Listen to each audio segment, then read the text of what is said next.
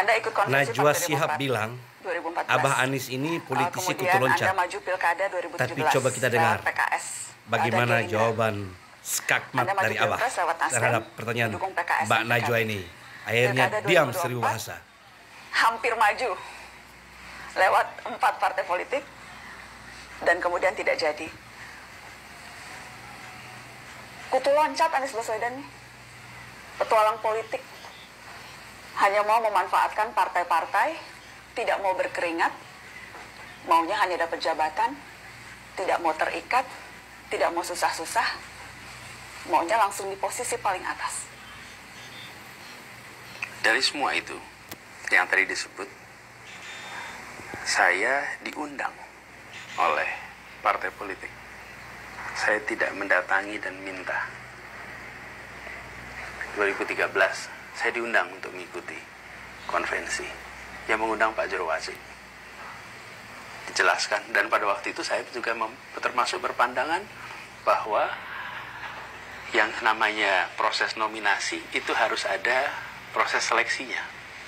Makanya ketika saya sering mengatakan itu, waktu itu saya sebagai pengamat, dan sebagai pengamat saya diundang, ya saya ikuti sebagai konsekuensi dari apa yang menjadi pikiran saya.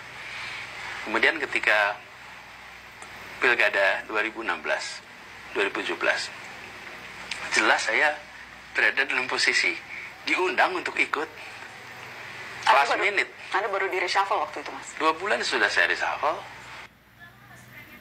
Dan saya bukan menjadi bagian dari Gerindra ataupun PKS.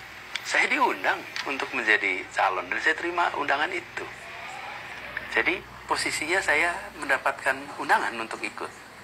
Lalu ketika Pilpres kemarin dimulai dengan Partai Nasdem dan Pak Surya Paloh melakukan langkah yang sangat berani pada waktu itu, karena beliau mengundang saya untuk menjadi calon, beliau menetapkan saya sebagai calon, belum ada partai yang lain.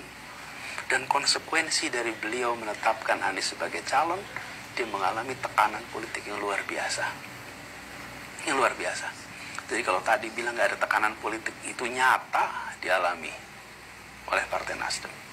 Dan selama itu Pak Surya Paloh tidak bergeming sampai ke ujung, sampai selesai Pilpres. Apakah saya datang mendaftar? Tidak. Beliau mengundang. Jadi boleh aja dilihat dalam rekam jejak itu. Rekam jejaknya adalah rekam jejak saya mendapatkan undangan. Dan kenapa saya melihat ini perlu saya tegaskan? Alhamdulillah kita ini bekerja bersama. Kalau saya sering analogikan begini,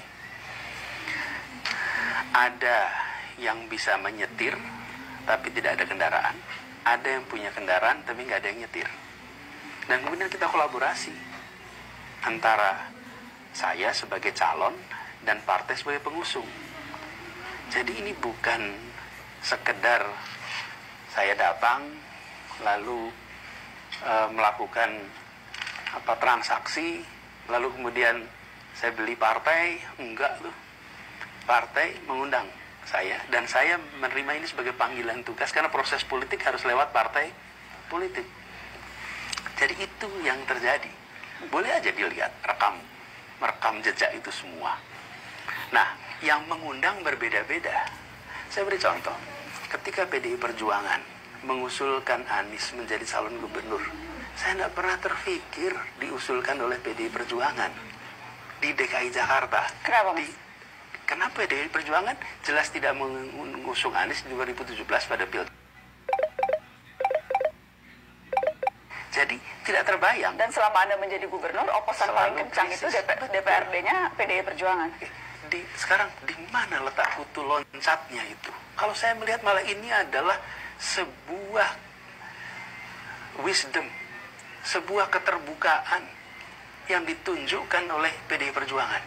PDI Perjuangan menunjukkan pada semua, ini semua adalah anak bangsa, ini semua adalah putra Republik, ini adalah orang-orang yang berjuang untuk Republik. PDI Perjuangan tidak jadi mengusung Anda, Mas Anies? Iya, tapi bahwa mereka mengusulkan dari Jakarta, itu adalah bukti bahwa bukan Anies mendatangi PDI Perjuangan dan minta diusulkan.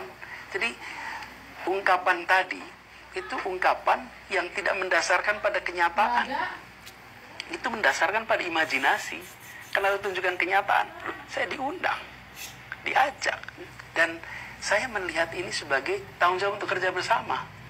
Partai-partai ingin melakukan tanggung jawabnya untuk mengubah Jakarta, dan dia melihat ada nama si A, ada nama si B, lalu mereka memutuskan untuk mengundang si A untuk terlibat dalam sebuah kerjasama. Oke, Mas Anies, tapi berarti agak berbeda nih ketika kemudian Anda mengatakan partai-partai mengajak bekerja sama, itu kan berarti mereka secara otonom bisa melakukan itu, buktinya bisa mengajak Anda. Berbeda dengan narasi yang disampaikan bahwa partai-partai tersandera. Jadi yang mana nih, partai-partai bebas bisa mengajak bekerja sama atau partai tersandera? Ada dua conflicting statement yang Anda keluarkan. Bukan.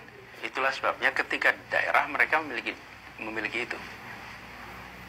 DPW, DPD, mereka memiliki ruang tuh untuk mengekspresikan. Tapi ketika sampai kepada keputusan di tingkat nasional, maka ada faktor lain di situ. Itu yang saya katakan tadi. Faktor lain yang mereka tidak bisa menyuarakan apa yang menjadi aspirasi DPW-nya, DPD-nya. Coba lihat di daerah lain. Ada kasus-kasus tadi saya sampaikan tuh, seperti di Banten, seperti tempat-tempat lain di mana aspirasi dari masyarakat dari bawah